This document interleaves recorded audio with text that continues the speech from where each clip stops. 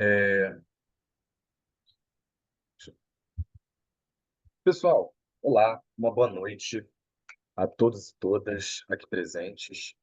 Meu nome é Gabriel Richard, sou voluntário, contribuinte, né, de um processo tão importante que está acontecendo esse ano na Associação Religiosa Israelita, na nossa querida área, que é todo um movimento conjunto de parceiros, de pessoas que apoiam e acreditam nesse projeto, que é de revitalizar a Biblioteca Rabino Henrique Lemler.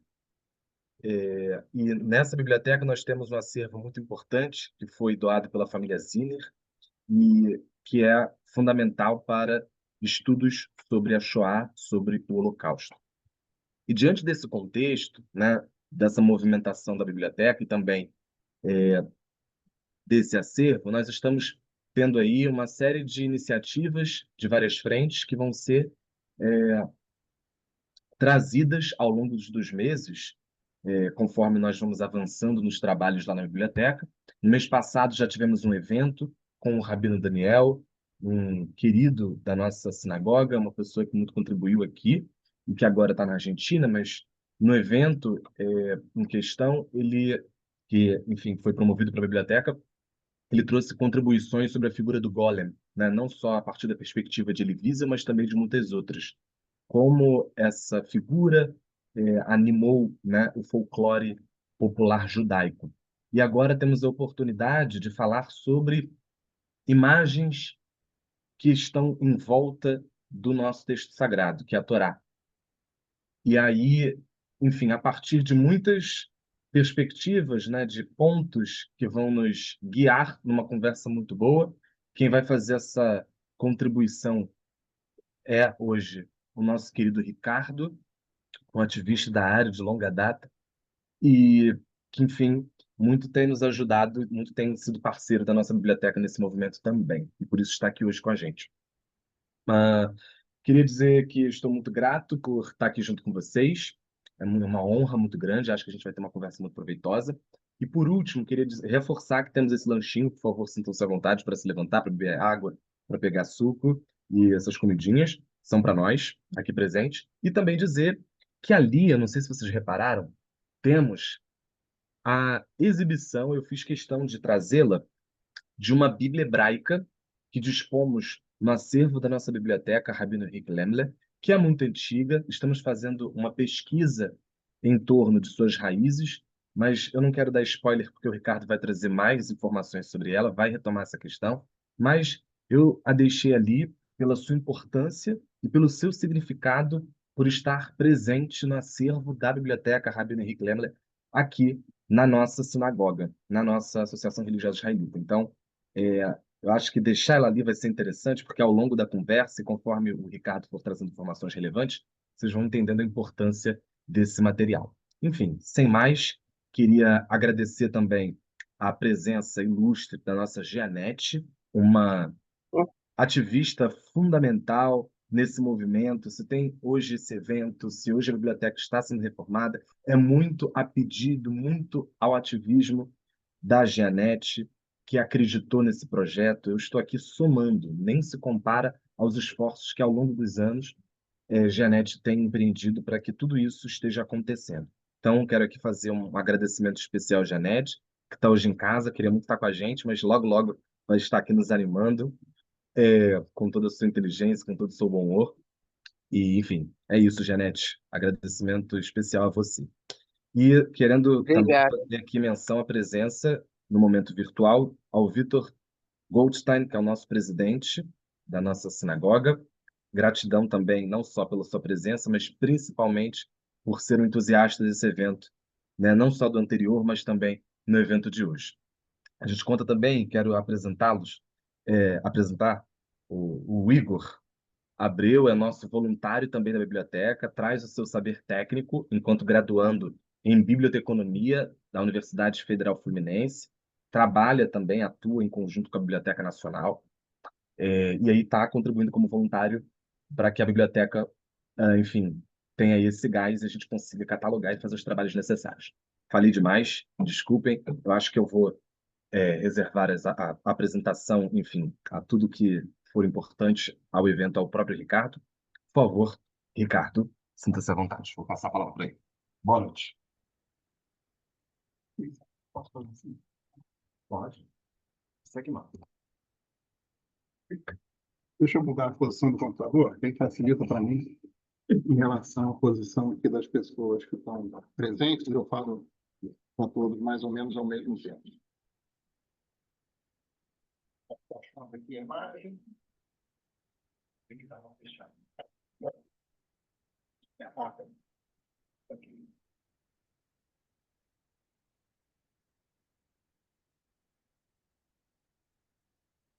Muito bem. Setinha para a direita, né? Ok, primeiro, boa noite. Bom, acho que todo mundo me conhece, né? Eu também não conheci ela. Mas agradecer ao Vitor, ao Janete, ao Gabriel pelo convite.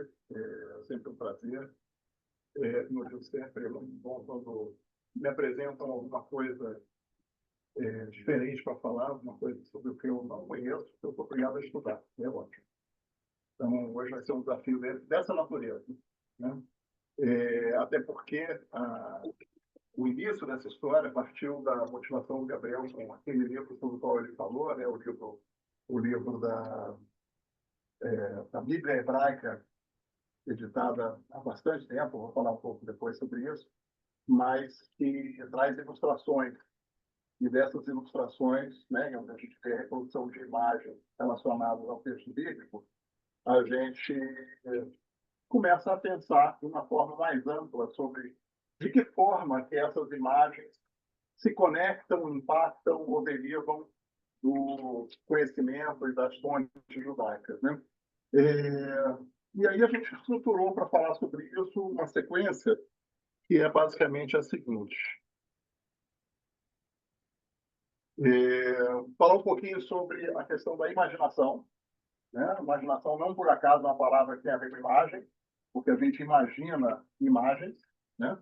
Depois eu falo um pouco mais sobre isso. E também sobre nomes, né? Nome é a forma pela qual a gente designa uma imagem, né? E a forma que a gente tem de associar, poder falar sobre aquela imagem de uma forma mais simples. Não preciso descrever a imagem, basta eu dizer o nome, todo mundo sabe do que eu vou falando, se for um nome conhecido por todos, né? Depois falar sobre o que eu considero que é o grande desafio do judaísmo, talvez o maior de todos.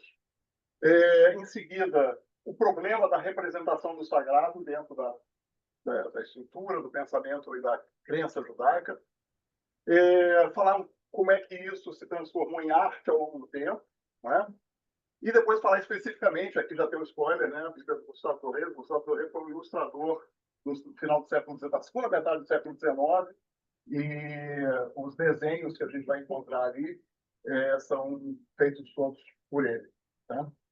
E depois deixar em aberto algumas questões para a gente poder discutir aqui, tá? Muito bem. Então, começando do começo, eu vou tentar me restringir aqui, falar pouco e ser mais objetivo. Muito bem. Então, primeira coisa é tentar entender o que é a imaginação, né? Suponho que todos aqui tenham imaginação, né? Ou seja, percebem que imaginam coisas o tempo todo, né? Mas, às vezes, a gente não pensa sobre o que é imaginação, né? Imaginação é a capacidade que um ser, no caso aqui somos todos seres humanos, então pensamos da mesma forma, mas, eventualmente, não se descarta a possibilidade que a imaginação também exista em outros seres vivos, né? Mas, a princípio, é um nome que se dá, a capacidade que se tem, um ser vivo, de gerar imagens mentais, né? Então, a imaginação é a nossa capacidade de gerar imagens mentais. De que forma que essas imagens podem ser? Elas podem ser de qualquer natureza. Pode ser uma figura, pode ser um texto, pode ser uma memória que, de repente, eu trago à superfície da mente através da imaginação, da qual eu me recordo. Pode ser uma imagem estática, né? Um quadro, que eu lembro desse quadro. Pode ser uma imagem dinâmica, ou seja, um filme que eu vi, uma sucessão de eventos que eu vi hoje na rua e que passam pela minha cabeça e eu vou formatando essas imagens, né? A gente costuma dizer que a pessoa, frente à morte, por exemplo, ela enxerga toda a sua vida passando pela sua cabeça, né? Ela está imaginando tudo aquilo, né? Lembrando que a imaginação não é necessariamente algo irreal. A imaginação pode ser real ou não real, né? Ela pode ser consciente ou inconsciente. O sonho também é imaginação, né? Também é a mente criando imagens o tempo todo. Essa capacidade de criar imagens é que a gente chama de imaginação. E como eu disse antes, essas imagens que se formam, né, na nossa mente, a elas nós vamos atribuir nomes, de tal forma que a gente possa referenciá-las para nós mesmos e para o outro, né? Que a gente possa se fazer entender. Tá?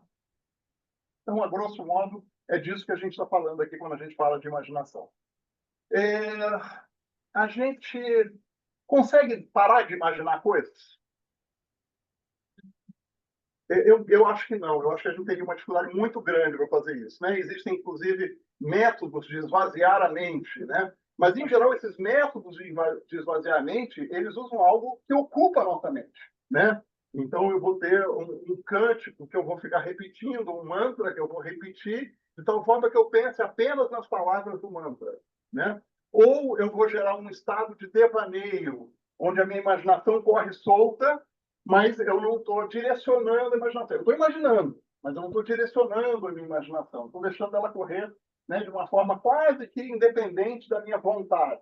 Né? A gente não vai entrar no que é vontade, não vai entrar no que é razão, mas, de qualquer forma, a gente vai ter essa sucessão de imagens pela mente. Então, você parar de imaginar é quase como parar de existir. A gente não consegue. A gente está sempre imaginando, a gente está sempre processando imagens. Como eu disse, imagens de qualquer natureza. Né?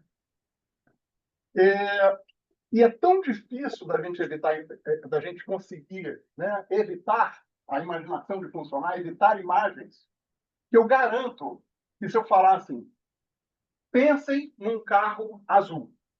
Acho que todo mundo pensou num carro azul. Não tem escapatória. Pode não ser o mesmo carro, né?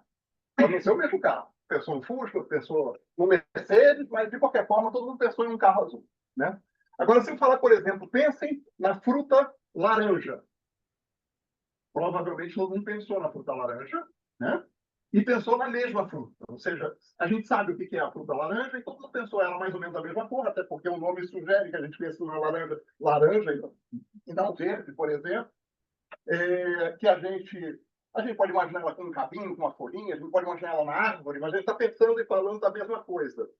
Porque laranja é o nome que a gente dá a essa coisa a qual a gente chama de laranja, essa fruta a qual a gente chama de laranja. Né? Então, a gente nomeia para que a gente possa partilhar do mesmo entendimento da imagem que todos nós formamos, mesmo que a gente não tenha nenhuma laranja aqui na sala. Né? A gente não tem uma laranja por perto, mas a gente conhece, a gente guardou na memória, a gente sabe o que é laranja. E é assim que a gente faz com tudo. A gente faz isso com cadeira. Quando eu falar de cadeira, vocês sabem. É um lugar, a princípio, onde você vai sentar.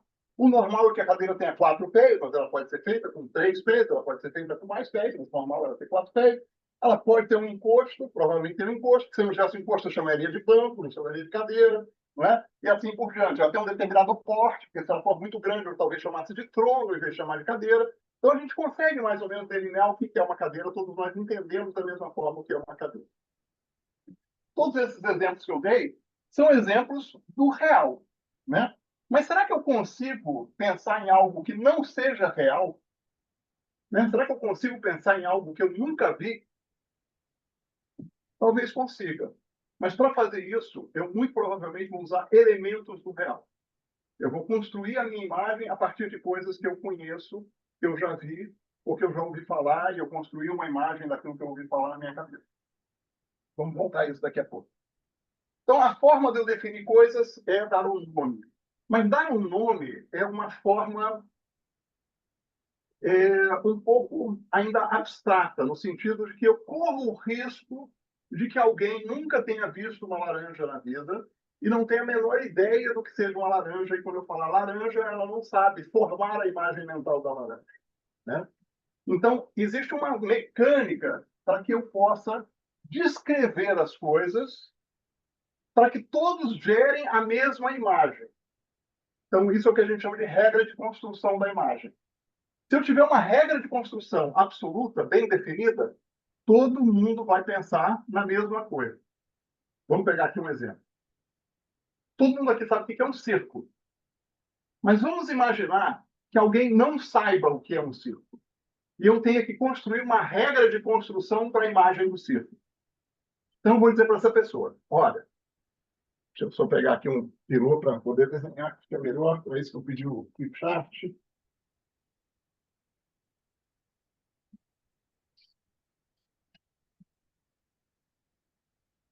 Não consigo entender porque tem um peru vermelho e um peru preto.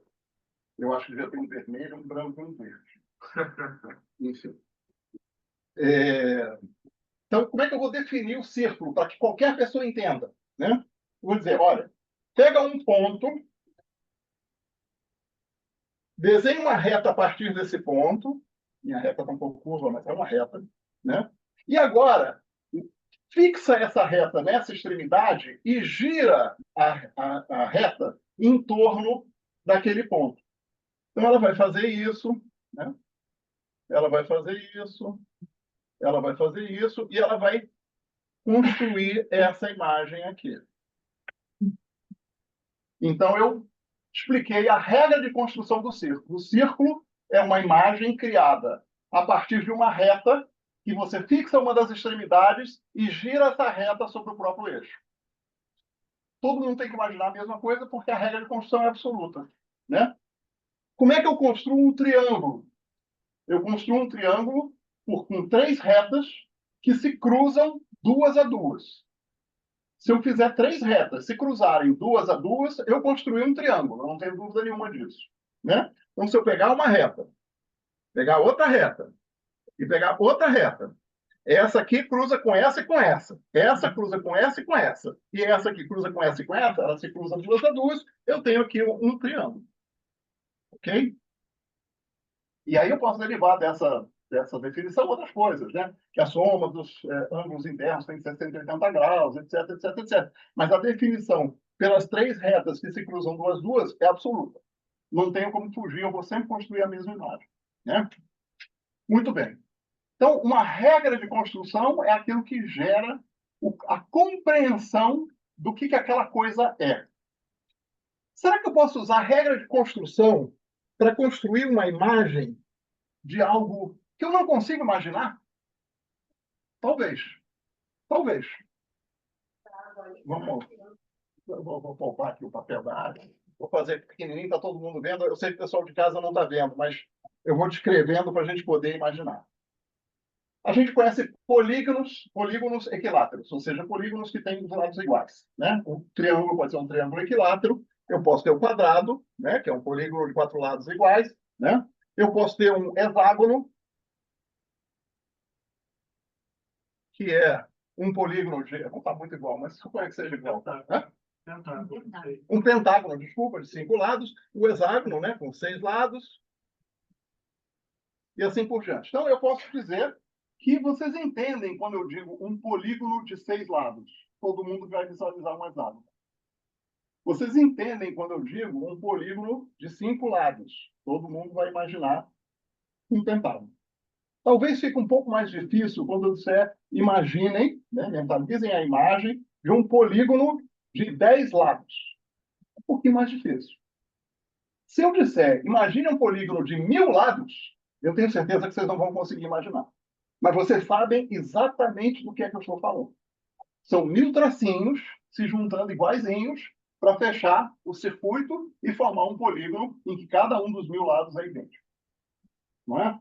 Muito bem. Então, a gente consegue criar, através de regra de construção, a gente consegue criar imagens que a gente não consegue imaginar. Não é? E será que existe o contrário? Será que existem imagens do impossível? Ou seja, coisas que não podem existir, mas que ainda assim a gente imagina elas? Também existem. Isso a gente vai ver agora. Isso que a gente está vendo aqui é um elemento matemático chamado fita de Möbius ou de Moebius. Depende da pronúncia. Eu vou chamar de Möbius aqui, porque é Möbius com 2 pontinhos. Então, seria Möbius. Möbius. Né? Então, eu vou chamar de Möbius por facilidade. Então, essa é uma fita de Möbius. O que ela tem de diferente? O que ela tem de diferente é que se eu percorrer essa fita, até o final, quando chegar ao final dela, eu não vou estar no mesmo lugar, eu vou estar no lado contrário da fita, né?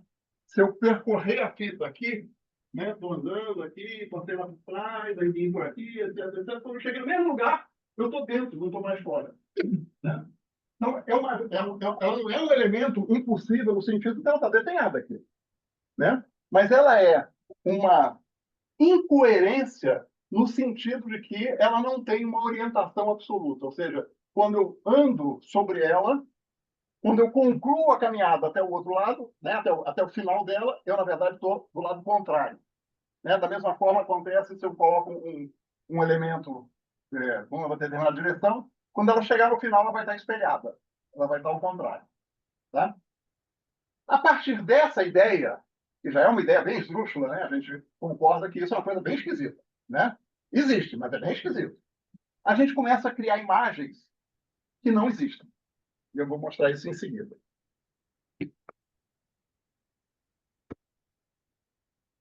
Então, a primeira imagem é essa imagem aqui desse triângulo, né? Triângulo tridimensional, onde uma pessoa está em pé, né?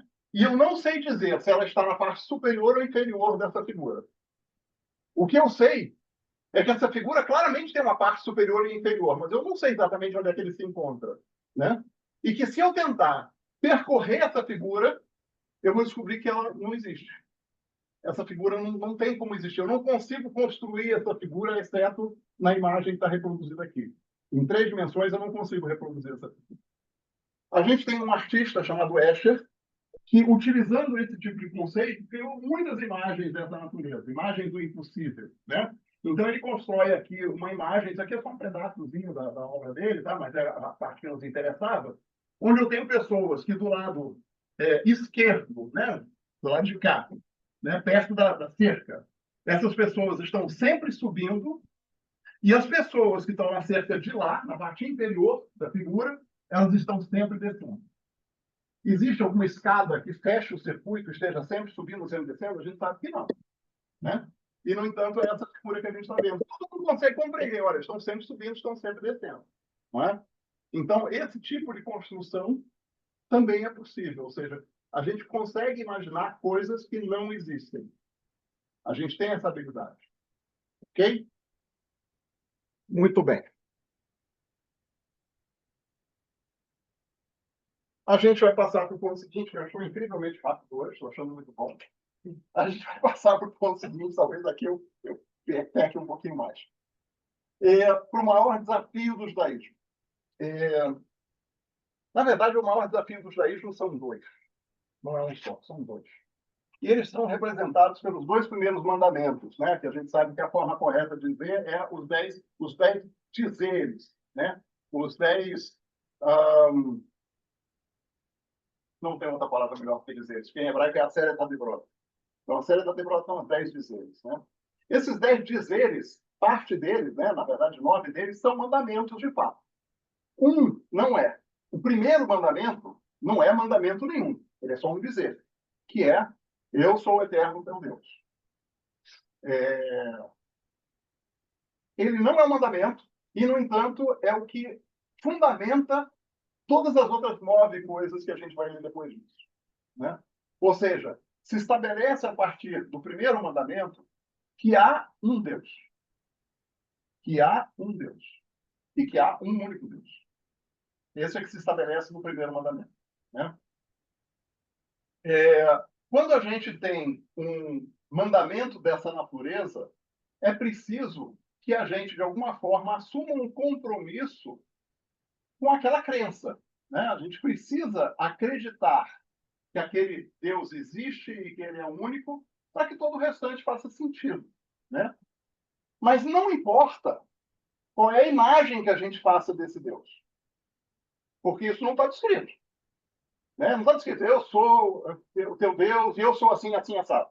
Né? Não tem essa descrição. Só diz eu sou Deus. Não diz o que esse Deus faz ou deixa de fazer, não diz de que forma ele impacta ou deixa de impactar a nossa vida, não diz, inclusive, de que forma a gente pode se relacionar com ele ou ele pode se relacionar conosco. Isso não está dito. Não é? E aí vem o segundo desafio. Né?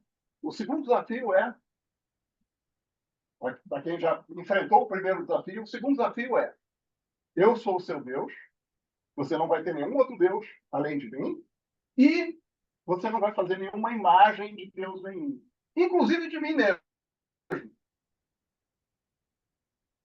Só que a gente acabou de entender, nós partilhamos aqui a ideia de que nós somos seres imaginativos, até de forma involuntária. A gente está o tempo todo imaginando coisas. Como é que a gente vai conseguir não ter uma imagem de Deus? É virtualmente impossível. E por isso eu acho que esse é o maior desafio dos daí. É a subjugar o nosso instinto de imaginar. A nossa capacidade de imaginar tem que ser paralisada nessa fronteira que a gente chama de Deus. Okay? Uma coisa que é importante, né, quando a gente fala que não tem imagem, lembra que a gente associa a cada imagem um nome para que a gente possa designá-la. A gente, de certa forma, usa Deus como referência, mas o nome de Deus a gente não pronuncia. Né? Isso ficou ocluso. A gente deixa num canto, a gente não usa. Né? Então, a gente não usa nunca. A gente não usa nas rezas, a gente não usa quando lê a Torá, a gente não usa nunca. Esse nome fica encostado. Ele existe para não ser usado. Né? E a gente não usa para não ter controle. Porque se eu nomeio, eu imagino. Se eu imagino, eu sei exatamente o que é, consequentemente, eu definir, restringir, e Deus não pode ter esse tipo de restrição. Ok? Muito bem.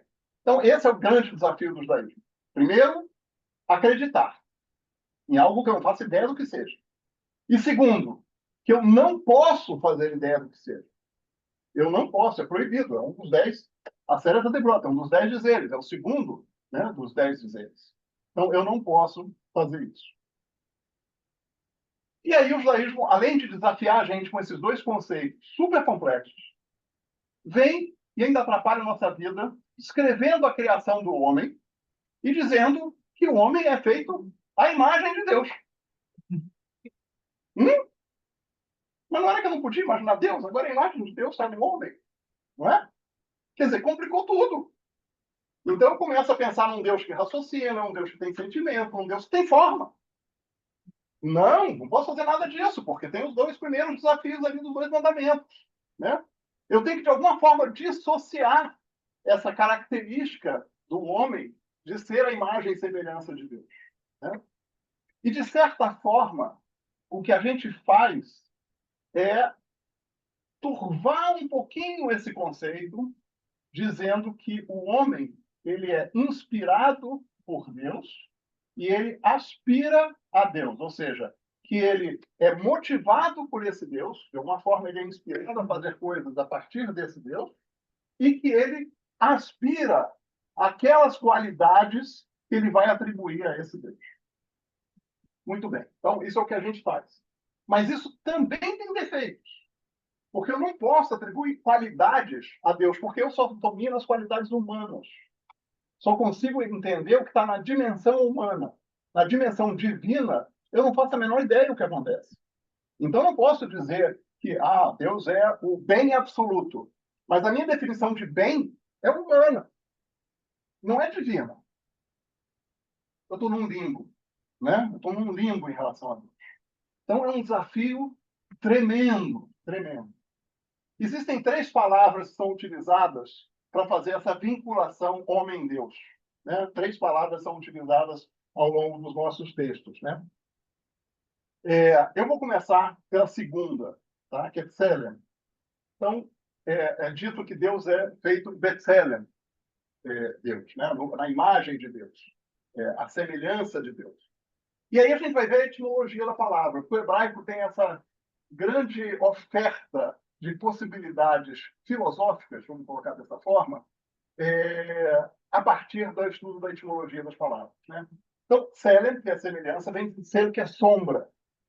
Então, o homem, quando se diz que é Selem de Deus, é feita a imagem de Deus, é uma imagem vazia, que só tem contorno. Né? A sombra é uma imagem que a gente só vê o contorno, certo? Né? Ela está preenchida por um espaço que eu não sei o que tem aqui dentro. Né? Não tem o corpo, não tem nada. Só tem o contorno. Não sei se vocês conhecem a história da caverna de Platão. Se vocês conhecem a história da caverna de Platão, vocês devem ter logo pensado nisso, né? Naquelas pessoas que estão sentadas na entrada da caverna, de costas para a luz, e só vem o mundo a partir das sombras que são projetadas no interior da caverna. A luz do conhecimento que está fora é a obrigação do filósofo de trazer para aquelas pessoas, né? Então, esse é o resumo da caverna de Platão. Essa imagem da sombra tem, de certa forma, um pouco a ver com isso, né? A nossa visão ela é imperfeita e é incompleta. Então, ao sermos feitos à imagem de Deus, ao contrário da gente pensar que a gente tem uma semelhança com Deus, a gente percebe que a gente tem um vazio de interpretações à nossa frente. A gente não enxerga exatamente o que é que nós somos e a gente tem que buscar preencher esse vazio através do conhecimento. Ok? A segunda palavra que a gente vai utilizar aqui é Tmuná, é a terceira que está ali. É Tmuná. Tá? Tmuná é figura. Inclusive, né, quando se tira uma fotografia, se diz que está tirando uma Tmuná. Uma fotografia é uma Tmuná também. Né? Tmuná pode ser um quadro, pode ser um desenho. Mas Tmuná é uma imagem. Né? Então, quando a gente diz, né, Elohim, Asa, Ish, Ketemunato, né? Ou seja, como a sua imagem, né? O que a gente está dizendo é que, de alguma forma, né, a gente representa esse Deus. E a palavra Tmuná vem da palavra min. Min significa espécie ou tipo, ou seja, indica que nós temos a mesma natureza que Deus tem. Não vamos questionar que natureza é essa. Mas a palavra Tmuná utilizada para associar o homem a Deus, ela dá esse indício para a gente, de que nós somos da mesma natureza, somos da mesma espécie. O que é muito estranho, porque a gente sabe que a gente tem características e a gente não sabe quais são as características divinas. Mas a gente tem uma dicasinha de que a gente é da mesma espécie. Né? E se a gente pensar um pouquinho além no hebraico, min em hebraico também significa sexo. Né? E o que a gente faz com o sexo, além de ter prazer, a gente cria vida. Está aí a nossa semelhança. Né? Está aí o fato de a gente ser da mesma espécie. Nós somos capazes de gerar vidas. Então, a gente tem um vazio a ser preenchido, uma identidade pelo processo de criação. E, por último, a gente tem Dmut. Dmut é o talvez mais se aproxime da palavra semelhança. Né? Dmut, a palavra de origem é domê. Domê é igual. Né? Eu posso falar para alguém, né, que eu encontrei na rua, pô, mas você é domê ao seu pai. Você é parecido com o seu pai, você é a cara do seu pai. Né? Muito parecido. E aqui entra o elemento aspiracional. Né? Ou seja, a gente tem essa identidade pelo vazio a preencher, a gente tem essa identidade pela capacidade de gerar vida, pela capacidade de criação, e a gente tem essa identidade por uma semelhança, né? Por uma semelhança que, na verdade, é algo que a gente aspira a obter. Né? A gente aspira a chegar lá. Né? Muito bem.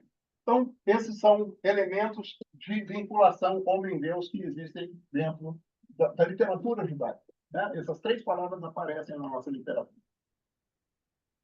A gente sabe que um dos maiores pensadores do judaísmo foi Maimônides. Né? Maimônides, que viveu no século XII, finalzinho do século XII, se eu não me engano, ele procurou enraizar o pensamento judaico a partir do conhecimento que ele tinha adquirido do pensamento aristotélico. Ou seja, tentou fazer uma racionalização de todo o conhecimento judaico que havia já na Idade Média. E ele procura, então, construir uma descrição de Deus. Porque o que ele pensou? Né? Maimônides deve ter pensado nisso, né? A gente não sabe, mas ele deve ter pensado nisso. Que era fundamental que todos tivessem a mesma compreensão de Deus. Para a gente não falar que todos teriam a mesma imagem de Deus, mas todos teriam a mesma compreensão de Deus. Para compreender adequadamente, eu preciso de uma regra de construção. Ao fazer uma regra de construção, eu consigo que todo mundo pense da mesma forma, todo mundo entenda o que é Deus da mesma forma. Né? E aí ele começou a fuxicar para construir essa regra de construção, para criar essa regra de construção. E o que é que ele conseguiu descobrir, dentro da capacidade e racionalidade dele, que era impossível. tudo que ele conseguia era dizer o que Deus não é, né? Então, ele vai, por exemplo, ele vai usar a palavra gut, né? A palavra semelhança, imagem. Ele vai usar essa parecido, né? Ele vai usar essa palavra para elencada nos que a gente chama de 13 afirmações básicas do judaísmo segundo Maimônides. Então, uma delas em Mut Haguf, ou seja, ele não tem nada parecido com o corpo, né? Então, ele vai desconstruindo a imagem. Na verdade, o que Maimônides procura fazer é desconstruir a imagem, não construir a imagem, né? Ele tenta se aproximar daquele desafio que eu falei que o judaísmo propõe, que é conseguir que nós, que somos seres que imaginam o tempo todo, quanto a Deus, a gente evite imaginar, porque a gente não consegue alcançar, né? De que forma que a gente vai alcançar isso? De uma forma não racional, não imaginativa. Não vou dizer não intelectual, porque Maimônides propõe um entendimento intelectual de Deus, mas de uma forma que a gente sequer consegue explicar para o outro, né? O que, aliás, me lembra uma coisa bem interessante, né? Vocês lembram da história de Moshe? Moshe disse que não conseguia falar, não é? Então, Moshe não conseguia falar por quê? Porque ele tinha alcançado uma compreensão de Deus que outras pessoas não tinham. Ele precisou utilizar o irmão dele para explicar de uma forma a melhor possível para Aaron, e Aaron, então, falava de uma forma que todos pudessem entender. Ele precisava ser traduzido, né? Porque ele não conseguia se expressar de uma forma que aquele grupo para o qual ele se dirigia entendesse. Ele tinha compreensão de Deus, mas ele não conseguia ter uma regra de construção de Deus. Da mesma forma que Maimônides não conseguiu fazer também. Tá?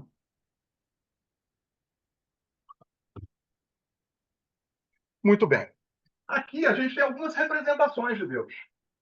Tá? Eu errei a hora, mas... Aqui é uma representação muito conhecida, né? No canto esquerdo aqui é a imagem central da Capela Sistina, a criação do homem, né? De Michelangelo. Deus representado como uma pessoa idosa, consequentemente sábia, né? Bastante forte, capaz de fazer coisas, é um Deus que cria, é um Deus que age, é um Deus que é potente, não é? Sustentado por uma série de anjos que estão ali à sua volta, e o homem está ali placidamente recebendo, né, o dom da vida a partir do toque divino, né? Então, isso nós estamos falando do século XVI, se não me engano.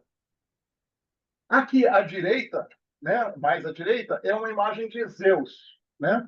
Zeus é um dos deuses do panteão grego, né? Em geral considerado o principal deus do panteão grego. Seria mais adequado dizer o Partenon grego, né? E ele tem uma representação humana também, não é? Também um cara forte, pela barba e pela postura, né? Uma virilidade, né? Ele representa, né, alguém que tem força. E aqui não dá para ver porque ele está cortado, mas ele provavelmente tinha um raio na mão, uma lança na mão, que é a forma com que Zeus afligia os humanos, né? Jogando os raios. E, finalmente, aqui no meio, a gente tem uma figura de um Buda, se eu não me engano, é um Buda nepalês. A gente tem na Ásia muitas figuras um pouco diferentes de Budas, né? Cada um representando um personagem diferente, às vezes, ou um momento diferente do mesmo personagem. Mas o que interessa nesse caso, né, da representação é que também é uma representação humana, não é? Também é uma representação humana de Buda, porque Buda é considerado uma pessoa que existiu, de fato, né? Ok, eu vou voltar.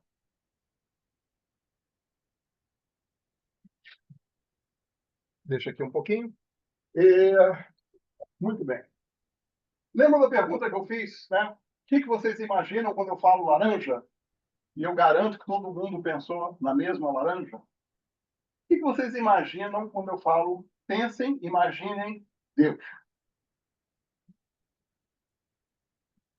Eu queria ouvir de vocês. O que vocês pensaram?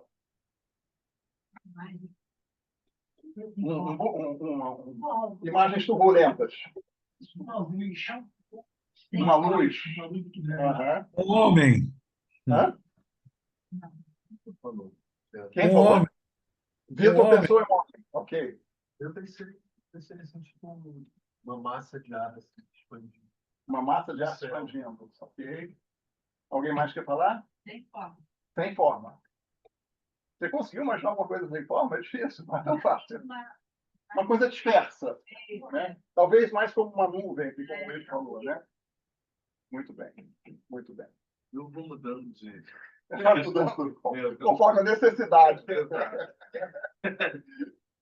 É verdade, a gente faz isso, né? Eu costumo dizer que a religião, de uma forma geral, o judaísmo em particular, nos dá muletas, né? A gente tem um monte de fragilidade, a gente usa essas muletas para ir caminhando, né?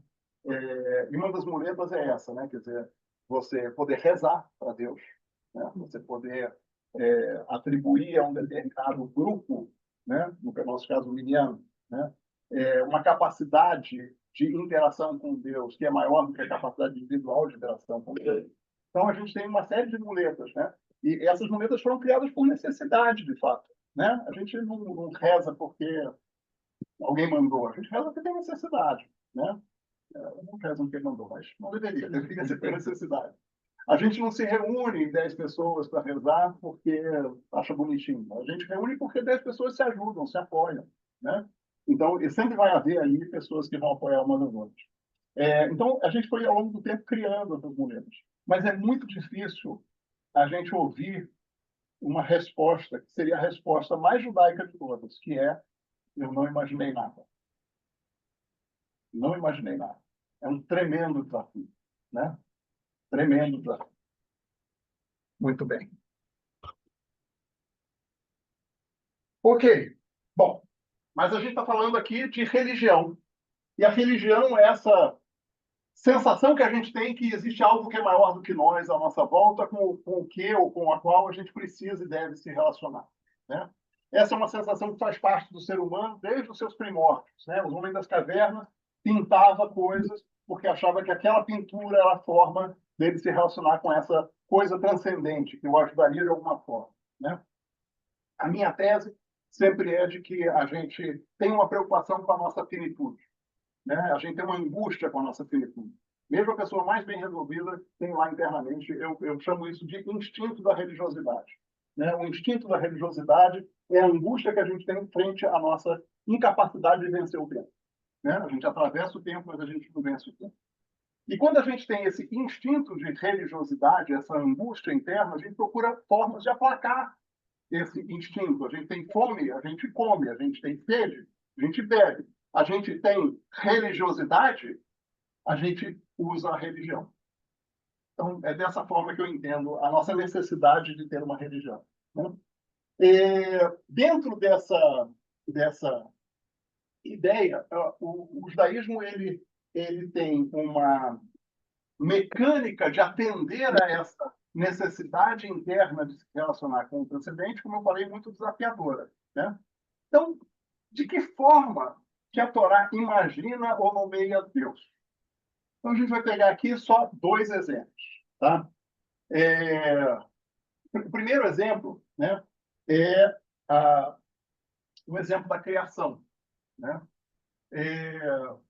No exemplo da criação, existe algo, né, não vou dizer ser, mas um algo que é anterior à criação e que cria, né? Que de repente faz com que passe a haver luz e escuridão, passe a haver terra e seco, né? Terra e água, e passa a haver uma série de outras coisas também. Esse algo é a única definição que a gente tem de Deus dentro do Torá. A gente não tem outra definição, né? A gente não tem outro elemento que, de alguma forma, permita a gente entender o que a Torá quer que a gente pense quando a gente fala de Deus. E como é que a Torá nomeia Deus? A gente tem vários nomes, né? A gente usa vários nomes diferentes, né? Elohim num determinado momento, o tetragrama em outro momento, e assim por diante. Mas quando Moshe pergunta para Deus, né? Moshe pergunta para Deus, qual o seu nome? Porque ele precisava falar o nome para poder se apresentar ao faraó e dizer, eu falo em nome de Deus. Qual é a resposta que o texto bíblico dá, que Deus diz? Ehyeh Asher Ehyeh. Ou seja, serei o que serei. Isso pode ser lido de várias formas diferentes, né? Serei o que serei significa sou algo em constante mutação. Significa serei o que você fizer de mim. Né? Então, essa é uma possibilidade de leitura também. Eu posso, como eu serei o que serei, eu posso dizer simplesmente que eu sou e, além disso, não digo mais nada. Né? Ou seja, é o primeiro mandamento. Né? Eu sou e só. E isso basta. Né?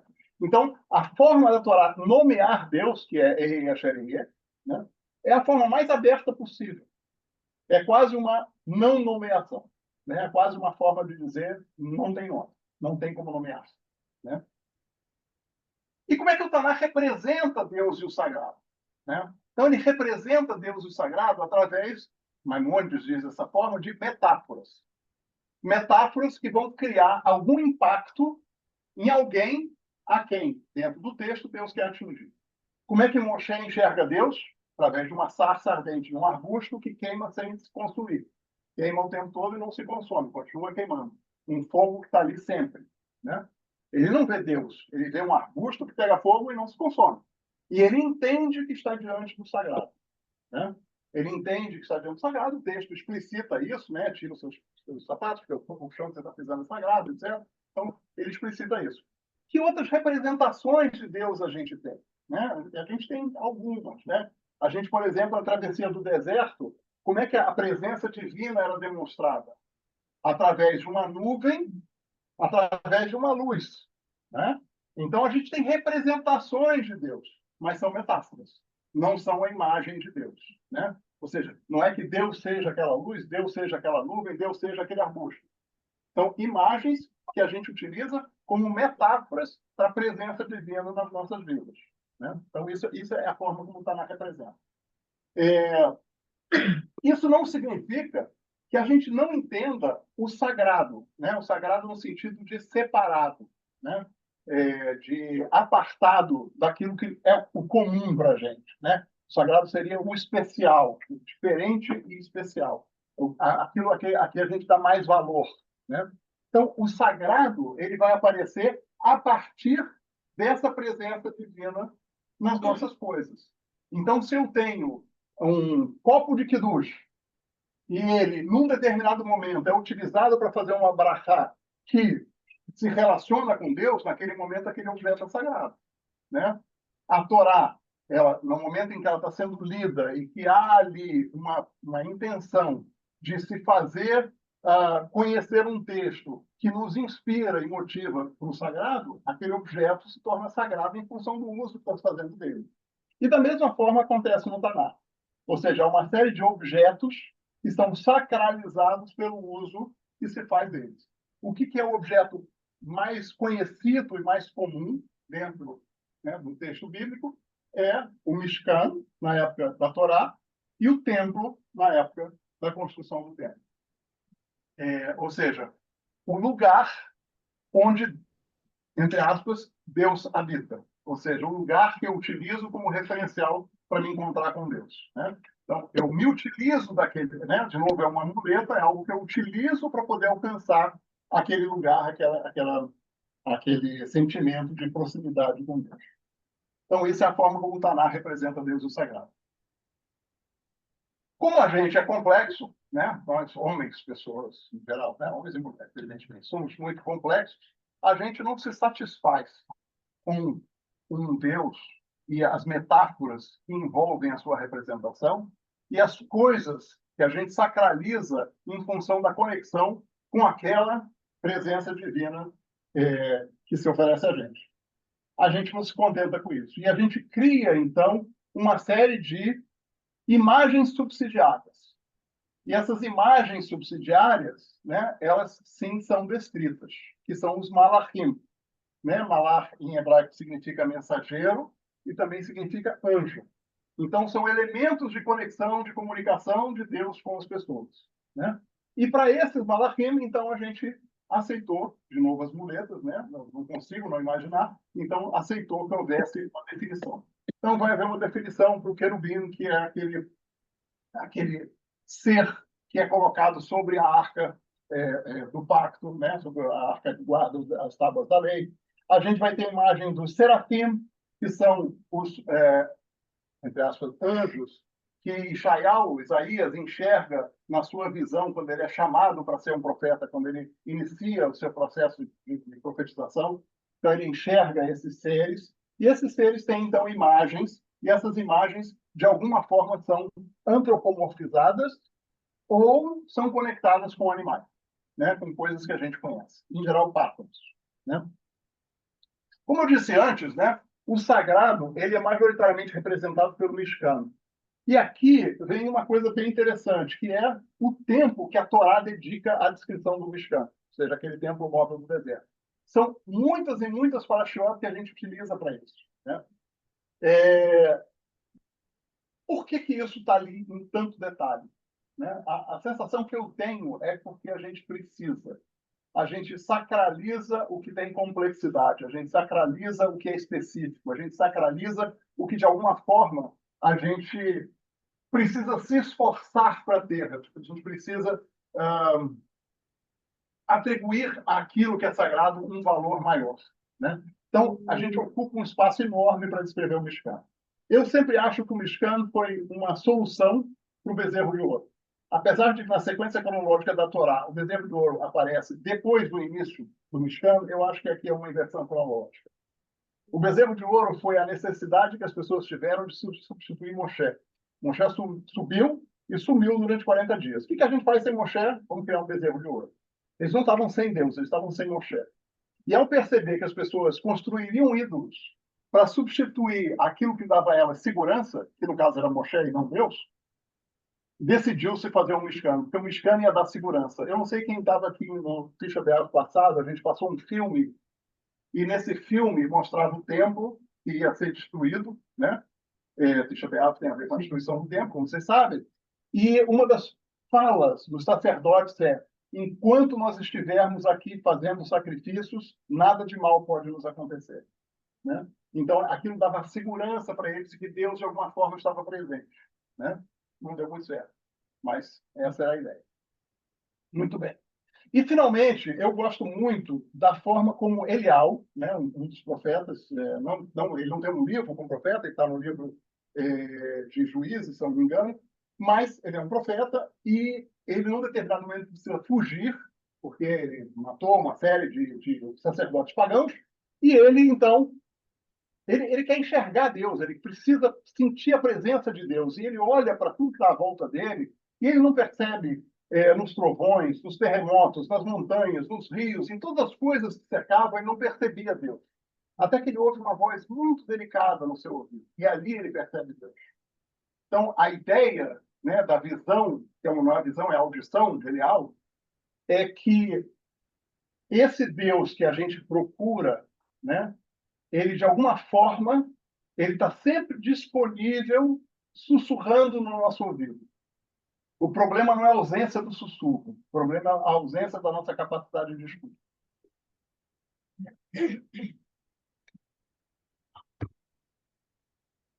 Bom, aqui são algumas representações, né, que são soluções de representação do sagrado, tá? E, de propósito, eu procurei representações judaicas de anjos, tá? De Deus, a gente não vai encontrar, tá? Então, aqui, do lado esquerdo da figura, a gente tem 5 selos, que são selos reais, né? Ou selos da corte, da época dos reis Ahaz e Resquial. São 2 reis da época de Shael. A gente está falando aqui do final do século 8 antes da Era Comum, tá? 700 e pouco antes da Era Comum, ok? Então, são representações de serafim. São os anjos que fazem parte dessa visão de Shael e estão representados nos selos, né? E esses selos, como vocês veem, na maioria das vezes, as imagens são de pássaros, às vezes, né, aqui à esquerda, em cima, né, à direita das 5 figuras, né, a gente tem uma imagem, pode parecer um homem, pode parecer um gafanhoto com as suas asas, né, alguma coisa assim, mas a maioria das vezes são um ser alado. O que ele tem de diferente é que ele tem mais asas do que o pássaro normal, né? Ele pode ter 4 asas ou ele pode ter 6 asas, tá? A gente vai ver uma coisa muito parecida Nessa representação, eu vou passar aqui para debaixo, né, uma arca em ouro, é uma reprodução feita a partir da descrição bíblica de como deveria ser a arca onde estavam guardados as duas tábuas da lei, na verdade as quatro, né, porque também a foi quebrada, também estava ali dentro, e que é descrito que existem dois querubins em cima. E essa é a representação que encontraram nesses querubins, porque se descreve que eles têm asas, etc. Né? E que um olha para o outro. Ao olhar para o outro, imagina-se que eles tinham um cara. Então, se desenha com um rosto. Né? Da mesma forma, nessa figura do lado direito em cima, isso já é uma figura, se eu não me engano, de um Sidur da Idade Média. Acho que é século XIII, uma coisa assim. Tá? Então, são imagens que a arte judaica criou para a representação do sagrado, né? Tentando usar aquelas imagens subsidiárias, que são as imagens dos anjos. Tá?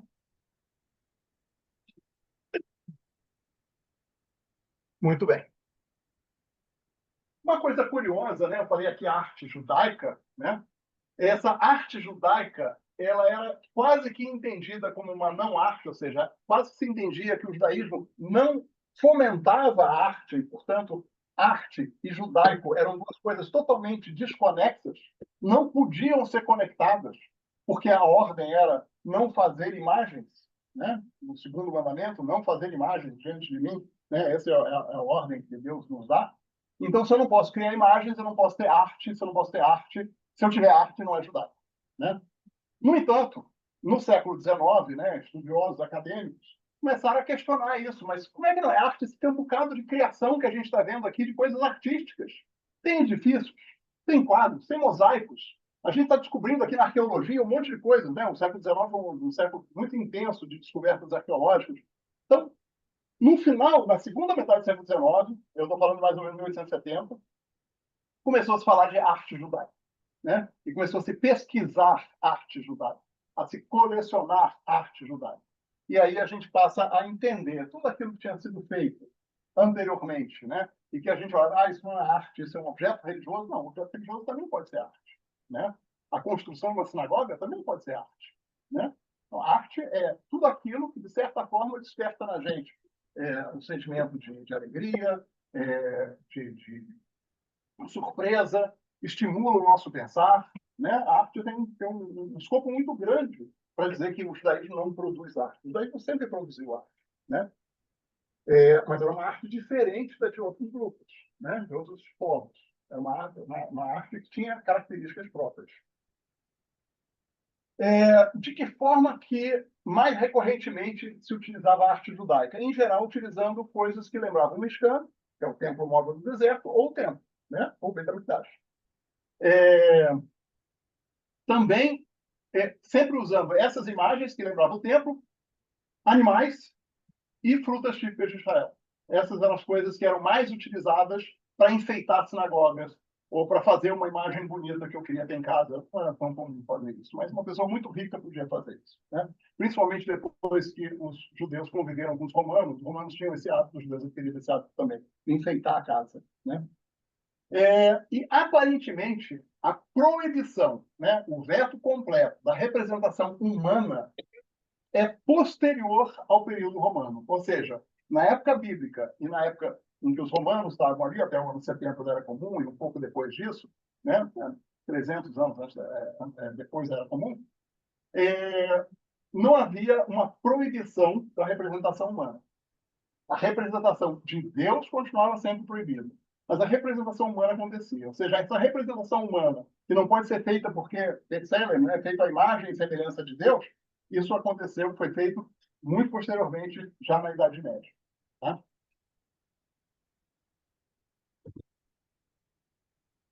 Bom, eu separei aqui algumas imagens que eu acho que valiam a pena para que a gente possa entender mais ou menos do que a gente está falando. Ali à esquerda, né, a gente vê uma menorá, um candelabro de 7 braços, né, que é uma representação típica de recordação do templo. Né? A menorá ela era representada fora do templo, ou seja, já na época, ainda na época que havia o templo, estou falando de 200 anos antes era comum. Isso aqui é uma moeda cunhada pelos macabeus, ou pela dinastia Hashmonaíta. tá? Não era feito pelos macabeus, porque eles foram ganhar moedas, mas quando eles estabeleceram o novo reinado, eles, então, fizeram moedas próprias e, num dos lados da moeda, cunharam uma... O templo existia. Não estamos falando de uma época que o templo não existia. O templo existia. E era importante referenciar coisas que estavam no templo, né? A arte judaica propiciava esse tipo de figuração, né? De elementos figurativos, né? Deixa eu ver se eu sei o que é cada uma dessas coisas. Bom, essa figura que está no meio, essa não tem nenhuma, na verdade, é do meio, e essa parte do meio da figura do meio é o que está do lado direito em cima, tá? Esse aqui é o mesmo lugar. Ó, isso aqui é isso aqui, tá? Okay? Esse círculo aí. Isso é o piso de uma sinagoga. E não é uma sinagoga qualquer. É a sinagoga que se encontra em Tzipori, né? Casualmente eu estive lá em fevereiro último. E Tzipori era o principal lugar judaico na Galileia Romana. Ou seja, quando os judeus não tinham mais o templo, eles foram se agrupando, e na Galileia, o lugar mais importante dos judeus era em Tzipori. Tzipori era uma cidade que tinha um estilo romano, mas era uma cidade judaica. O que se diz, né, é que essa sinagoga era a sinagoga em que os escritores da Mishnah frequentavam. Então, é uma sinagoga do século V. Um instante de explicação. Sephora é Sephora? Em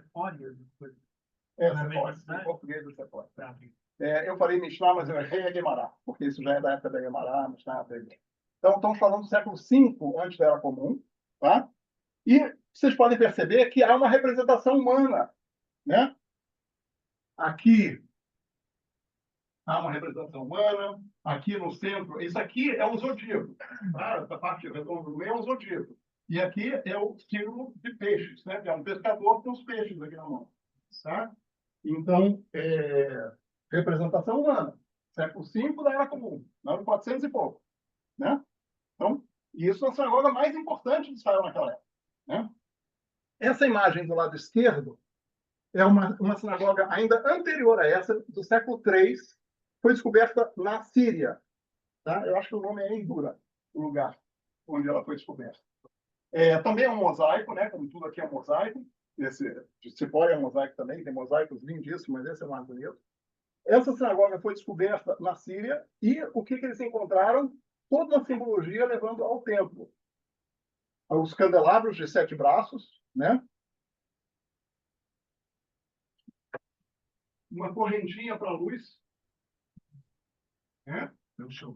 Isso aqui seria o lugar onde estava a arca, né? Essa casinha aqui no meio da arca. E o que é essa parte central? Uma arana-cobras. É uma cortina atrás da qual estava colado.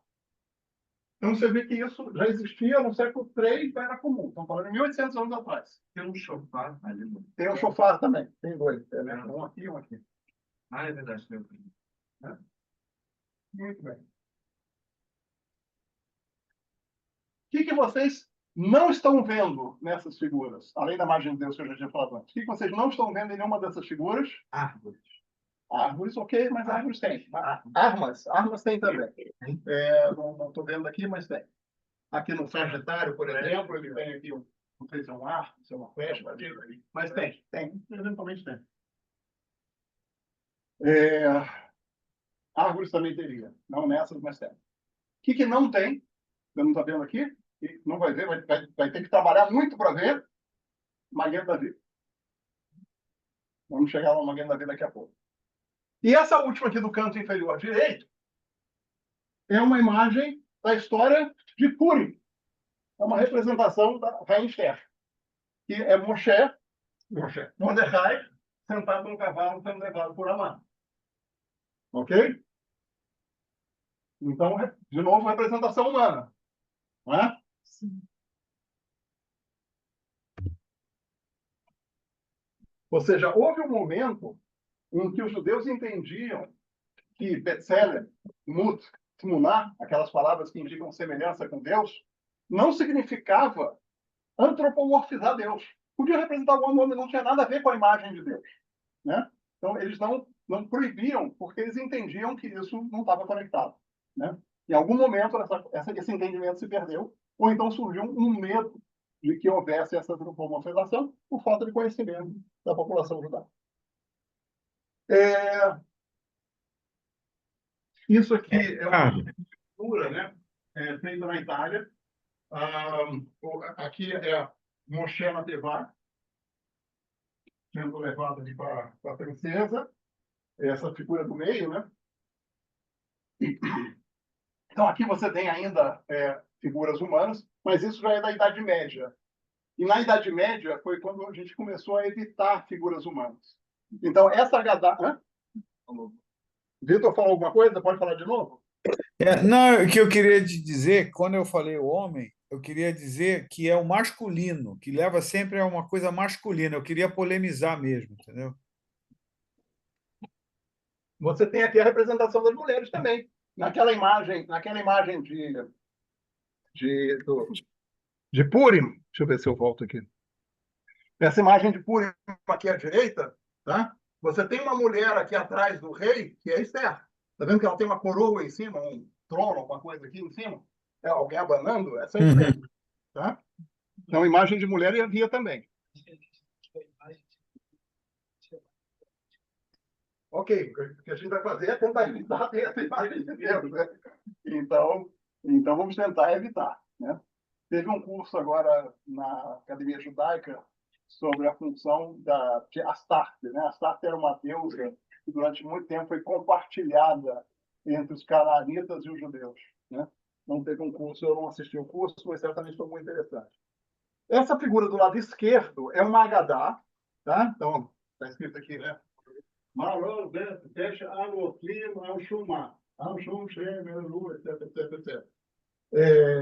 Então, é uma Haggadah, da mesma forma que a Haggadah que a gente faz hoje. E o que vocês estão vendo ali nas figuras, né, dessa Haggadah, todas elas têm cabeça de pássaro. Então, o que se fez aqui para evitar a figura humana foi desenhar uma pessoa com cabeça de pássaro. Essa Haggadah é conhecida como a Haggadah das cabeças de pássaro, né? Que é uma Haggadah super antiga, acho que é a mais antiga do mundo, acho que é na Bíblia, alguma coisa assim. Creio que do século XI ou XII, coisa assim. Bem antiga, 1000 anos. Tá? Aqui à direita, onde a gente também não vai ver mais figuras humanas, é o teto de uma sinagoga do século XVII da Polônia. Essa sinagoga, infelizmente, tudo isso é uma reconstrução, ainda bem que reconstruíram, porque ela foi bombardeada e pegou fogo durante a Segunda Guerra Mundial. Então, reconstruíram para que a gente pudesse ver a beleza que isso era. Tinha uma descrição muito clara, eles conseguiram fazer uma reconstrução muito perfeita. E embaixo, a gente pegou duas figuras, duas imagens de obras de Chagall, né? Uma obra, digamos assim, livre, de Chagall, representando um casamento judaico, né? Tem uma série de elementos que são comuns na obra de Chagall, né? Pessoas flutuando, violinista, etc. As cores indicando, né? O receio, a paz, enfim. Isso é uma coisa que a Chagall usava muito.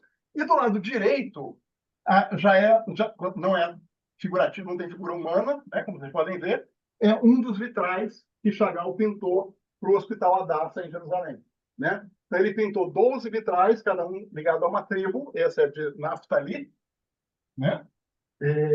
Ele pegou, no final do livro de Bereshit, Yaakov, né, Jacó, fala sobre cada um dos filhos, cada uma das tribos, né, que vão ser a herança desses filhos. E diz o que cada um deles vai ser.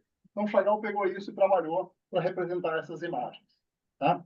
Então, eu trouxe uma só. Quem tiver chance de ir a Jerusalém ver, é super bonito, vale muito a pena. Sentar na sinagoga, ficar virando os vitrais, é espetacular. Então, aqui é uma obra da década de 60, né? Bem mais recente. Muito bem. Então, estamos vendo aqui as diversas representações, possibilidades de representação do sagrado, e, evidentemente, que eu deixei muita coisa de fora, né?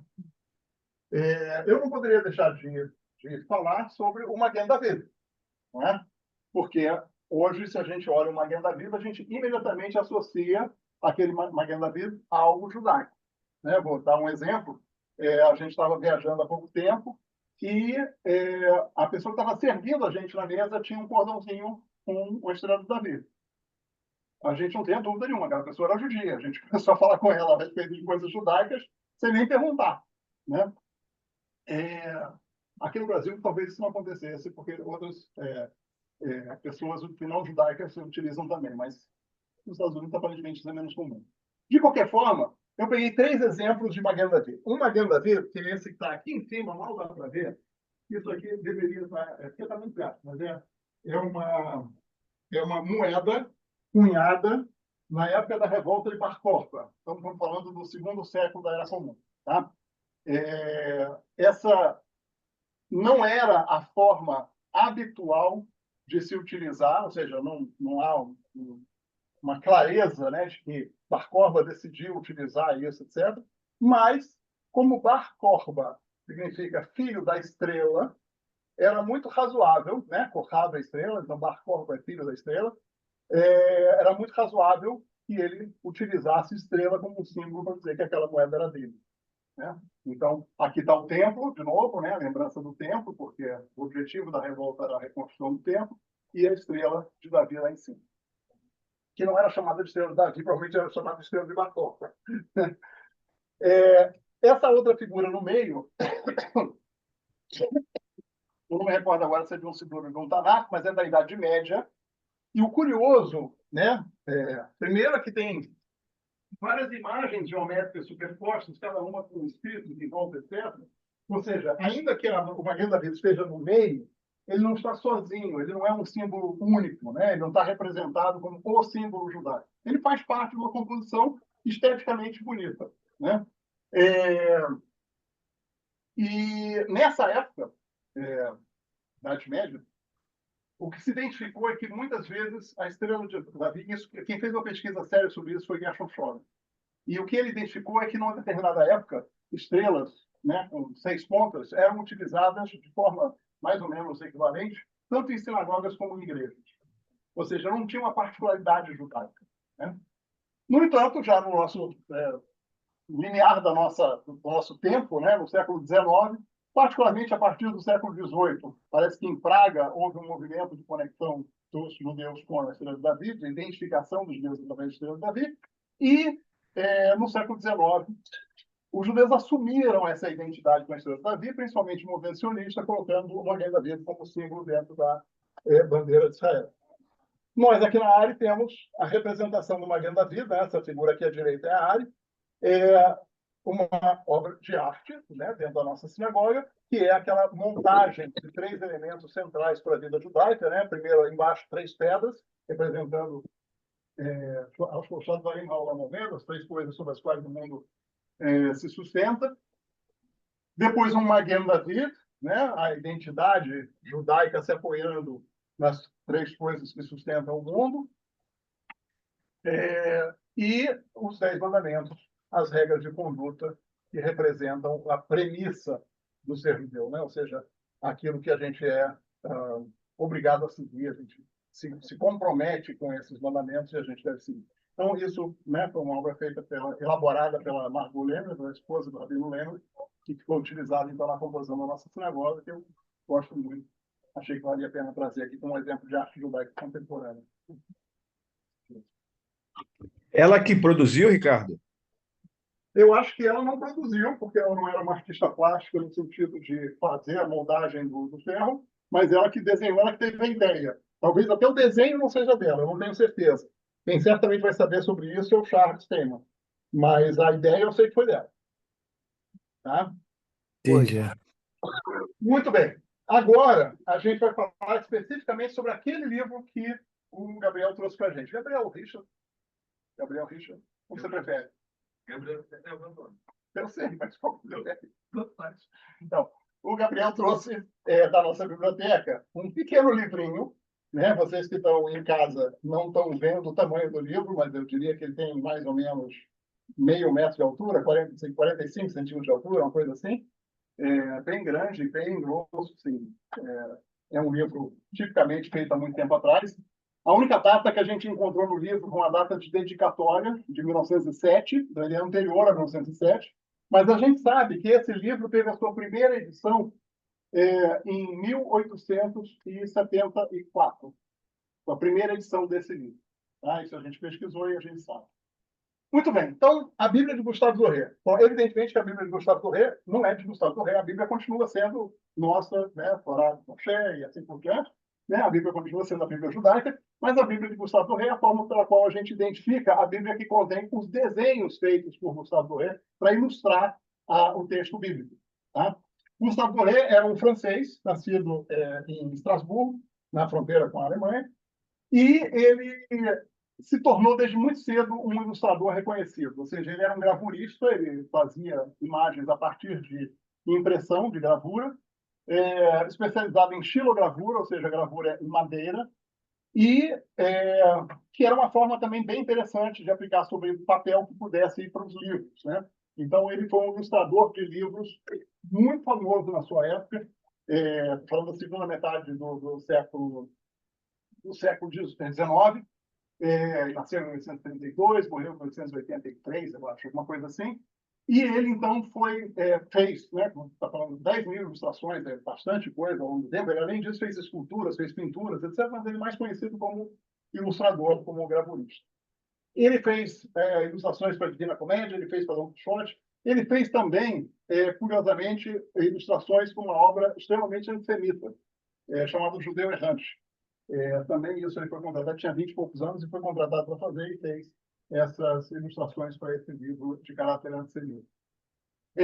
Num determinado momento, resolveram fazer uma Bíblia ilustrada, né, uma edição da Bíblia ilustrada, a partir da edição que tinha sido feita em 1844, da Vulgata, que é a Bíblia cristã, né, traduzida para o latim, e eles resolveram, então, fazer essa Bíblia ilustrada. E contrataram o Gustave Doré para fazer, e ele fez 241 gravuras para essa edição da Bíblia. Né? Quem fez isso foi uma editora francesa, simultaneamente com uma editora inglesa, que era em francês na França e inglês na Inglaterra, mas era conhecida como a Bíblia de Tours, então, da cidade, né? Mami era a editora e ela era dessa cidade. Então, a grande Bíblia de Tours é a Bíblia de Gustave Doré, como ela foi lançada originalmente em 1866. Né? Isso fez um sucesso tremendo. Todo mundo queria ter uma Bíblia do Gustave Doré em casa, porque as ilustrações eram espetaculares, né? E achavam que aquilo era lindíssimo, estava lindo na biblioteca de cada um, etc.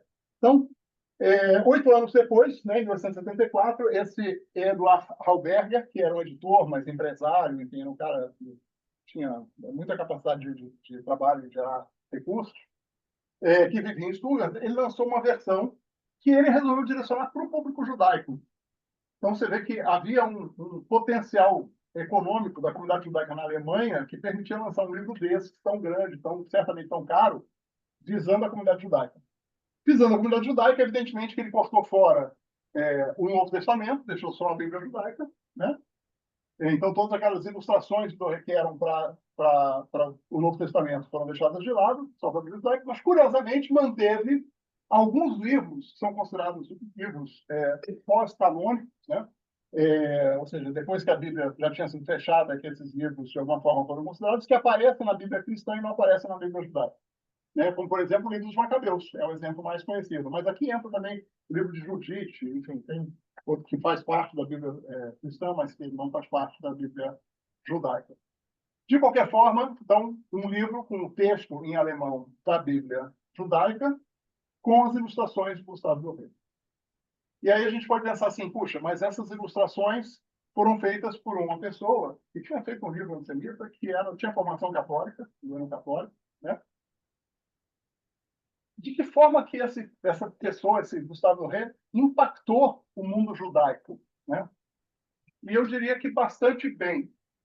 Bem o suficiente para que, em 1952, fizessem em Israel uma edição da Bíblia de Gustave Doré.